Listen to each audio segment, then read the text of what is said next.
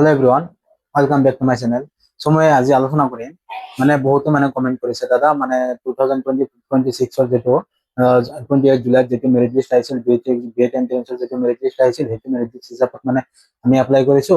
So মানে এতিয়া শুনি আছো যে 2026 5 আগষ্টত মানে আৰু ফাইনেল মেৰিট লিষ্ট ওলাব বুলি।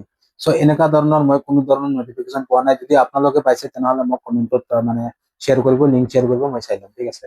আৰু এটা কথা মানে বহুতে এপ্লাই কৰিছে আৰু এটা কথা কৈ আছে যে আমি এপ্লাই কৰিছো যদি 2025 যে 5 আগষ্টত যদি নটিফিকেশন ফাইনেল মেৰিট লিষ্ট ওলাই তেনেহলে মানে কি আমি যিটো মানে এপ্লাই কৰিছো আমাৰ ফিজটো এনে যাব নেকি? নহয়, এনে নাযায়। আপোনালোকে সেইটো মনত ৰাখিব। যদি আপোনালোকে ফিজ এপ্লাই কৰিছে তেনেহলে পইচা এনে বেকাৰ নাযায়, ঠিক আছে। এইটো আপোনালোকে কনফাৰ্মেশ্যন লৈ লওক। তাৰপিছত মই এতিয়া মানে আৰম্ভ কৰিছো মানে 2026ত মানে কাট অফ কিমান যোৱাৰ সম্ভাৱনা আছে মানে আমাৰ যিটো মেৰিট লিষ্ট ওলাইছে সেইটো হিচাপত, ঠিক আছে। সেইটো হিচাপত মানে মই এনালাইচিস কৰিছো। সেইটো হিচাপত মানে কাট অফ কিমান যোৱাৰ সম্ভাৱনা আছে মই সেইটো আলোচনা কৰিম। আৰু আপোনালোকে কিমান নম্বৰ আছে, আপোনালোকে এপ্লাই কৰিব নে নাই সেইটো মই আলোচনা কৰিম, ঠিক আছে এইটো ভিডিঅ'ত। সো আপোনালোকে ভিডিঅ'টো সম্পূৰ্ণ ভিডিঅ' চাব, স্কিপ নকৰাকৈ আপোনালোকে সম্পূৰ্ণ ভিডিঅ' চাব। মই ভাবো এইটো ভিডিঅ'ৰ পৰা আপোনালোকে সকলোৱে বুজি পাব, ঠিক আছে। সো এতিয়া বলক আমি ভিডিঅ'টো আৰম্ভ কৰো। সো ফাৰ্ষ্টত আপোনালোকে চাওক, মই ইয়াতে লিখি লৈছো বিএড এডমিশন 2026। আপোনালোকে যদি প্ৰচেছ যদি নাজানে তেনেহলে মোৰ নেক্সট আৰু ভিডিঅ' আছে, এইবিলাক চাই ল'ব পাৰে, আপোনালোকে প্ৰচেছ বুজি পাব। সো এতিয়া চাওক আমি কেটাগৰী হিচাপত আলোচনা কৰিম, ঠিক আছে। মই ইয়াতে সব লিখি লৈছো। আপোনালোকে যদি বুজি নাপায় তেনেহলে আপোনালোকে কমেন্টত মোক জনাব পাৰে। তো ফাৰ্ষ্টত আৰম্ভ কৰিছো কেটাগৰী হৈছে। চাওক ইউআৰ জেনাৰেল কেটাগৰী মই ফাৰ্ষ্টত কৈ আছো। গভটত মানে বহুতে মোক কমেন্ট কৰিছিল যে দাদা মোৰ স্কোৰ ইমান আছে, মই এবাৰ মানে এপ্লাই কৰিম নে নকৰিম, প্ৰাইভেটত পাম, চিট পাম নে নাই, এনেকুৱা কোৱেশ্চন বহুত আছিলে। সো এনেকুৱা কোৱেশ্চন যাৰ আছে, যিমান আছে, সো এইটো ভিডিঅ'ৰ পৰা সব কমপ্লিট হৈ যাব, ঠিক আছে। আৰু এনেকুৱা কোৱেশ্চন সুধিব নালাগে। সো এতিয়া আৰম্ভ কৰিছো 2025ৰ যেটো গভৰ্ণমেন্ট কলেজ আছিল, ঠিক আছে। গভৰ্ণমেন্ট যেটো কলেজ আছিল সেইটো কলেজৰ যেটো কাট অফ আছিল, এভাৰেজ কাট অফ আছিল, সেইটো চাওক আপোনালোকে লিখি ৰাখিছো। জেনাৰেলৰ কাৰণে আছিল 210, মানে 210 কাট অফ আছিল জেনাৰেলৰ কাৰণে 2025ত। সো যেহেতু এইবাৰৰ এক্সামটো অলপ কি হৈছে, এইবাৰৰ এক্সামটো মানে অলপ যেটো স্কোৰ আছে, স্কোৰ সকলোৰে বেছি আহিছে।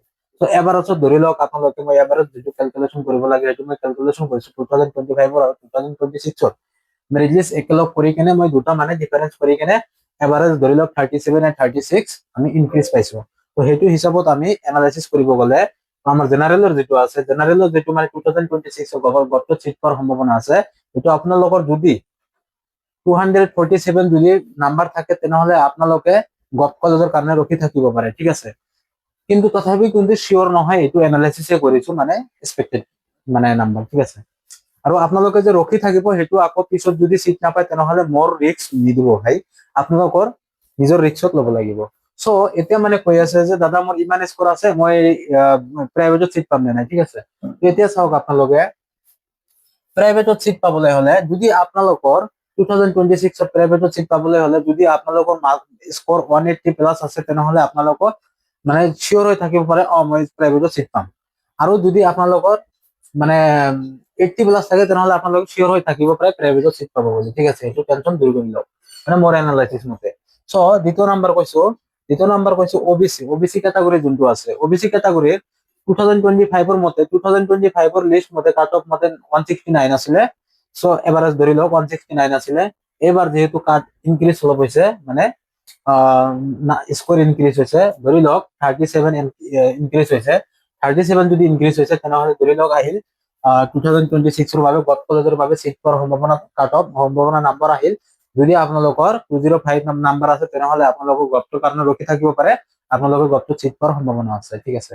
সো এতিয়া চাওক প্ৰাইভেটত চিট পাব নে নাই সেইটো আলোচনা। যদি আপোনালোকৰ 150 প্লাস আছে তেনেহলে আপোনালোকে 2026ৰ প্ৰাইভেটত চিট পোৱাৰ মানে সম্ভাৱনা থাকিব, ঠিক আছে। প্ৰাইভেটত চিট পাব পাৰে। সো এতিয়া আৰম্ভ কৰিছো আপোনালোকৰ, এতিয়া আৰম্ভ কৰিছো এসসি ক্যাটাগৰি, ঠিক আছে।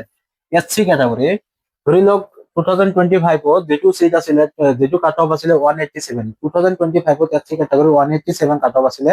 আৰু ইয়াতে যদি আপোনালোকৰ এইবাৰৰ হিচাপ মতে মানে যেনেকুৱা ধৰণৰ মানে ইনক্ৰিজ হৈছে, স্কোৰ ইনক্ৰিজ হৈছে, সেইটো হিচাপত যদি আপোনালোকে 36 ইয়াত 37 এড কৰে তেনেহলে ধৰি লওক 224 মাৰ্ক আহে, ঠিক আছে। 224 স্কোৰ আহে। যদি আপোনালোকৰ 224 প্লাস স্কোৰ আছে তেনেহলে আপোনালোকে গভ কলেজৰ কাৰণে ওয়েট কৰিব পাৰে, মানে এসসিৰ গভ কলেজৰ কাৰণে ওয়েট কৰিব পাৰে যদি আপোনালোকৰ 224 মাৰ্ক আছে। সো আপোনালোকে এইটো ভাবি আছে যে 160 পাইছো নহলে 160 প্লাস পাইছো আমি প্ৰাইভেটত সিট পাম নে নাই এসসি ক্যাটাগরি, ঠিক আছে। যদি আপোনালোকে এইটো ভাবি আছে তেনেহলে আপোনালোকে নিশ্চয় সিট পাব, আপোনালোকে টেনশন কৰিব নালাগে। 160 প্লাস যদি পাইছে তেনেহলে আপোনালোকে মোৰ যেটো এনালাইসিস হিচাপ মতে আপোনালোকে সিট পাব। সো এতিয়া আৰম্ভ কৰিছো।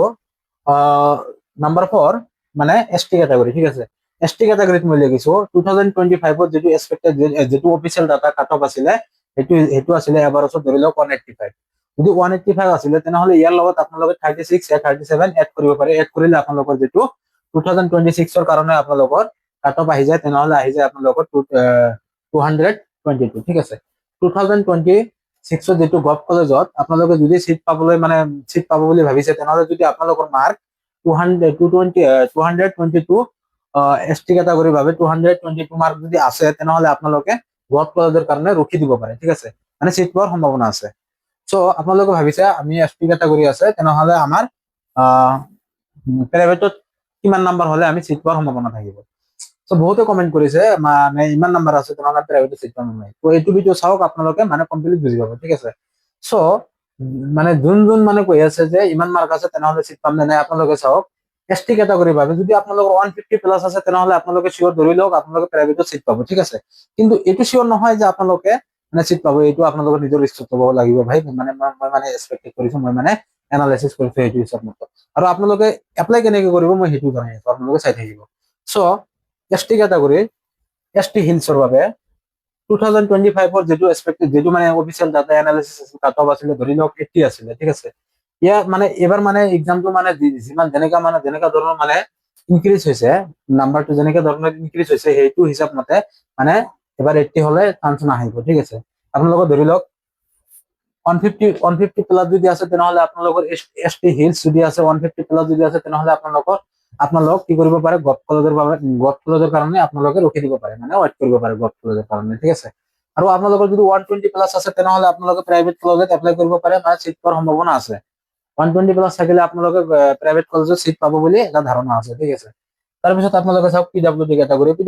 পিডব্লিউডি ক্যাটাগৰি ধৰি লওক মানে 2025 যেটো কাট অফ আছিলে অফিচিয়েল ডাটা কাট অফ যেটো আছিলে 148 আছিলে, আৰু ইয়াৰ লগত আপোনালোকে 37 এড কৰক। 37 এড কৰাৰ পিছত ইয়াতে আহিল কিমান 85।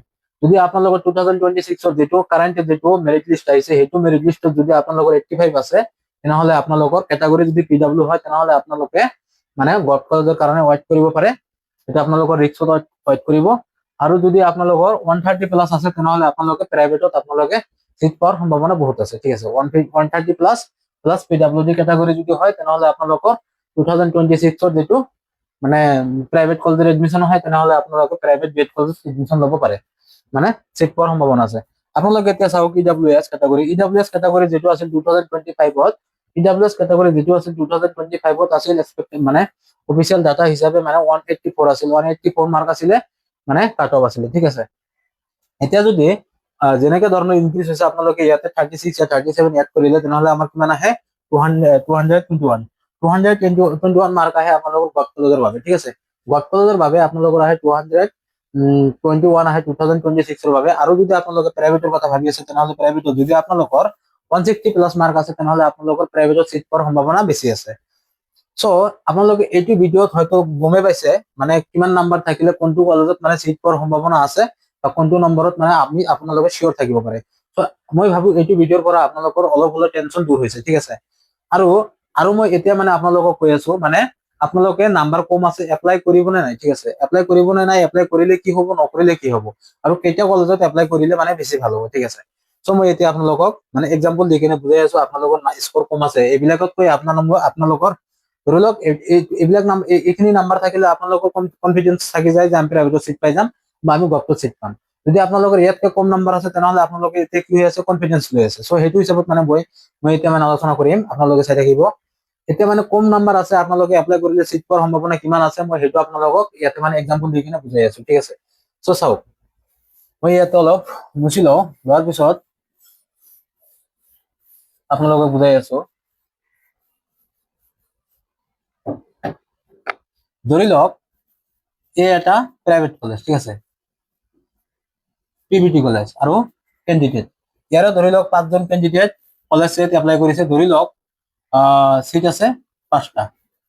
ধৰি লওক প্ৰাইভেট কলেজত আছে সিট আছে 5টা, কিন্তু ক্যান্ডিডেট 5জনে এপ্লাই কৰিছে, আৰু ধৰি লওক 5জনৰ এভাৰেজ মাৰ্ক ধৰি লওক 160 প্লাস, হ্যাঁ ধৰি লওক 160 162 165 এনেকে ধৰি লওক 160 প্লাস, ঠিক আছে। আৰু আপুনি যে এপ্লাই কৰিব আপোনাৰ মাৰ্ক ধৰি লওক 130 প্লাস, তো ইহঁততকে আপোনাৰ নাম্বাৰ বহুত কম আছে। সো ক্যান্ডিডেট কিমান এপ্লাই কৰিছে, ইয়াতে 5জন, সিট আছে কেইটা 5টা, কিন্তু নিয়ম মতে এই 5জনে সিট পাইছে। কিন্তু এই 5জনে যে জাস্ট এটা কলেজতে এপ্লাই কৰিব সেইটো গ্যাৰান্টি নহয়। ইয়াতকে ভাল কলেজ যদি আৰু সিহঁতে যদি পাই যায়, তেনেহলে কি কৰিব, ইয়াৰ পৰা এজন ওলাই যাব বা দুজন ওলাই যাব। আপুনি যে এপ্লাই কৰিছে, আপুনি যে ৱেটিং লিষ্টত আছিল, আপোনাৰ ইয়াতে কি হ'ব, দুজন ওলাই গলে ইয়াতে অটোমেটিক ভেকেন্ট 2টা খালী হৈ যাব। খালী হোৱাৰ পিছত ইয়াত ভেকেন্ট থাকিব, মানে সিট থাকিব দুটা, দুটা সিট ওলাই গৈছে, মানে 2টা ভেকেন্ট থাকিব। আপুনি যে এপ্লাই কৰিছে 130 প্লাস হৈ কিনে 2টা যে ভেকেন্ট থাকিব, আপোনাৰ নাম্বাৰ ক'ত থাকিব, এপ্লাই কৰাৰ পিছত ৱেটিং লিষ্টত থাকিব। ই যেতিয়া ওলাই যাব, দুজনে যেতিয়া ওলাই গৈছে, তেনেহলে ইয়াতে আপুনি যাই এড হৈ যাব। এড হৈ গলে কি হ'ব, ইয়াৰ ভেকেন্সিটো পোৱা হৈ গল, আপুনি অলপ নাম্বাৰতে কি হল, আপুনি অলপ নাম্বাৰতে ইয়াতে চান্স পাই গল, বাইলাকত চান্স পাই গল। সেইকাৰণে মই কৈছো যে আপোনালোকে জাষ্ট এপ্লাই কৰিব, এপ্লাই নকৰাকে কোনো ধৰণৰ আশাত থাকিব নোৱাৰে, ঠিক আছে। মানে এটা কথা আছে নহয়, মানে ফেল কৰিব, কিন্তু ট্ৰাই কৰিহে ফেল কৰিব, উইথাউট ট্ৰাইত ফেল কৰিলে কোনো ধৰণৰ মানে লজিকেল নহয়। তো সেইটো কাৰণত কৈছো, আপোনালোকৰ যদি ইয়াতকে যদি কম নাম্বাৰ আছে, তেনেহলে আপোনালোকে টেনচন কৰিব নালাগে। আপোনালোকে গোটেই মানে যিমান পাৰে, যিকেইটা কলেজ পাৰে আপোনালোকে এপ্লাই কৰিব। আপোনালোকে যিমান মানে আপোনালোকৰ যিমান মানে চইচ কৰিব, যোনটো কলেজ চইচ কৰিব, সেইটো আপোনালোকৰ ইচ্ছা মতে আপোনালোকে কলেজত মানে এপ্লাই কৰিব পাৰে। আৰু কথা হ'ল চ' মানে ইমানখিনি আছিল। যদি মোৰ এই ভিডিঅ'টো যদি ভাল লাগিছে, তেনেহলে এটা লাইক, এটা কমেন্ট, এটা শ্বেয়াৰ আৰু ছাবস্ক্ৰাইব কৰি দিব।